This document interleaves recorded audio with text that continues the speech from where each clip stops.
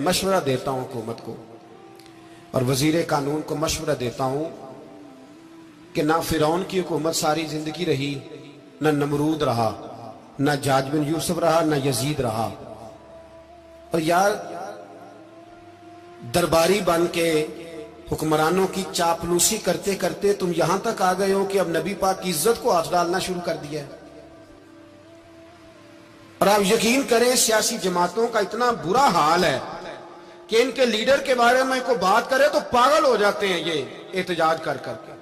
और उसने डायरेक्ट कह दिया कि खत्म नबूवत का मसला ही कोई नहीं, जो दीन की बुनियाद है, किसी को परवाह नहीं। मुझे तो उन लोगों की फिक्र हो रही है जिन लोगों ने इन्हें वोट दिए हैं, वो अल्लाह को क्या जवाब देंगे। और ये अल्लाह माशाल्लाह सारी सियासी जमातें इस तरह की। और मेरा वजीर कानून साहब को भी मशवरा है कि जिंदगी बड़ी थोड़ी है, बड़ी थोड़ी। अल्लाह सबको माफ करता है, अपने रसूल के गद्दारों को माफ नहीं करता। और यहां तुम्हारी गाड़ियों पे झंडे लगे हुए हैं, वहां भी तुम्हारे झंडे लगेंगे, पर इसलिए लगेंगे कि ये गद्दार है नामूसे रिसालत के, ये झंडे लगेंगे। शर्म करो और डर जाओ, बस कर दो। तुम्हारे मुंह में अब दांत पूरे नहीं रहे। कोई शुगर का मरीज है तो कोई ब्लड प्रेशर का, तो कोई हार्ट का, तो कोई कैंसर का। शर्म करो और अपनी कब्र की भी थोड़ी सी फिक्र करो। बताओ पाकिस्तान के कितने सदर गुजरे, वजीर आजम गुजरे, तो उनकी कब्रें कहां हैं? कोई जाता है उनकी कब्रों पे? किसी को खबर है? क्यों अपने लिए जहन्नम इकट्ठी करते?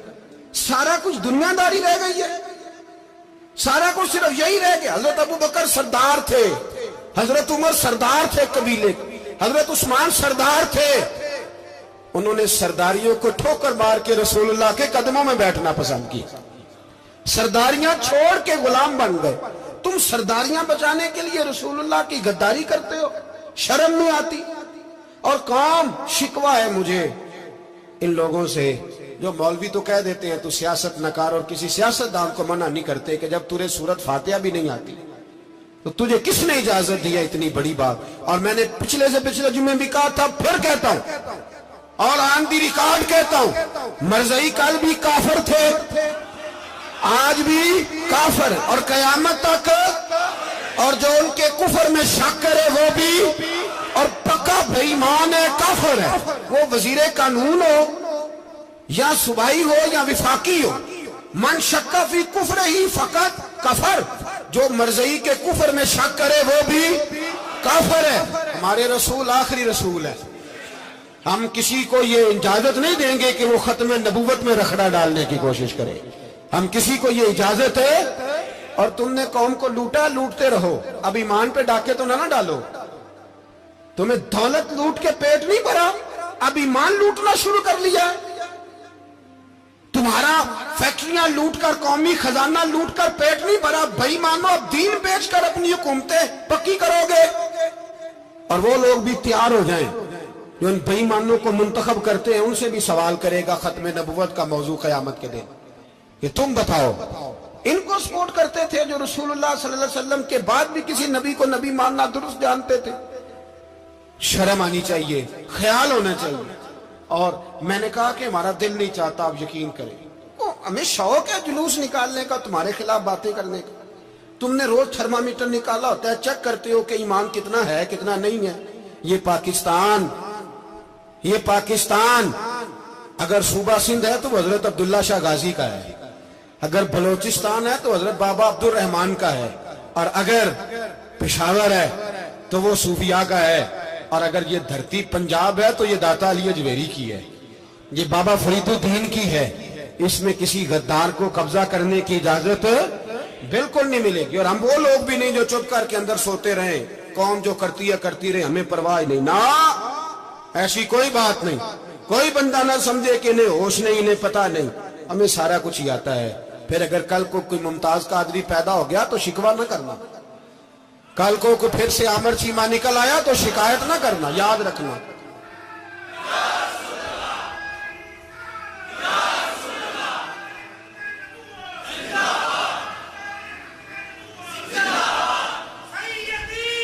तो मेरे भाई खोल के बोल, या नबी रसूल के बोल।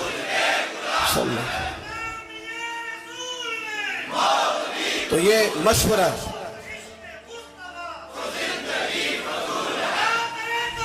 جزاک اللہ. تو یہ تمہیں مشورہ ہے.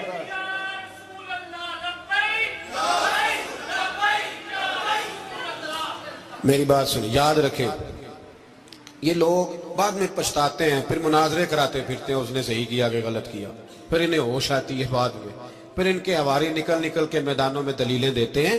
اس لیے ہمارا مشورہ ہے انہیں کہ یہ اپنی حد میں رہیں، اور جو کام تمہارے ذمہ، میں نے کہا نا تم نے بڑا لوٹا، یہ قوم روز تمہیں موقع دیتی ہے لوٹنے کا، یہ موقع دیتی ہے، تو تم نے دولت لوٹ کے پیٹ نہیں بھرے، اب ایمان لوٹنے کے چکر میں آ گئے ہو. یاد رکھو، مسلمان گناہگار ہیں، غدار نہیں ہے. تمہیں دولت لوٹنے کا تو شاید موقع مل گیا ہے، پر ایمان لوٹنے کا موقع نہیں ملے گا. تو اس لیے اس کو لگام دو. اور ویسے بھی کتا جو پالتو ہوتا ہے نا، اس کو گھر کے اندر سنگلی سے باندھ کے رکھنا چاہیے. یہ تمہارے بوٹ چاٹتے ہیں، بھونکتے ہیں تمہارے حق میں، وزارتیں لیتے ہیں. ہم نے تو کوئی وزارت نہیں لی تم سے، اور نہ ہمیں شوق ہے. اس لیے کہ ممبری کیا کرنی ہے جس کو ممبر رسول عطا کر دیا جائے؟ اس نے کیا کرنی ہے یہ ممبریاں جس کو پکا ممبر رسول دے دیا جائے؟ تو اس لیے اس سے باہر آؤ.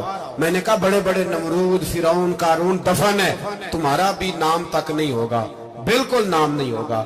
اس لیے ہمارا مشورہ، اور آپ لوگ بھی آئے نا یہ اگلے سال، تو ان کو کھڑا کر کے پوچھ لینا، اسلامی جمہوریہ پاکستان کا تم نے MPM نے بننا ہے، پہلا کلمہ ہی صحیح سنا دو. چلو خدا کا واسطہ یہی بتا دو کہ تمہیں نماز بھی ڈھب سے آتی ہے کہ نہیں. اور آپ کی موج ہے، آپ بٹھا لیتے ہیں سر پہ، کیا کرے، سمجھانے والے مفت گناہگار ہو گئے اور بہکانے والے سب تمہارے یار ہو گئے. اس لیے یہ چھیڑتے ہیں جان بوجھ کے. اور پھر جب کوئی ممتاز قادری علیہ رحمہ پیدا ہوتے ہیں، پھر انہیں دشواری ہوتی ہے، پھر ان کا جینا مشکل ہو جاتا ہے. یہ موقع دیتے ہیں، پتہ نہیں کس کے ایجنڈے پہ عمل کر رہے ہیں. میرا سوال یہ ہے، میں نے پچھلے جمعے پھر میرا سوال ہے کہ میں پوچھتا ہوں، اس آدمی کو ضرورت کیا ہے ختم نبوت پر بات کرنے؟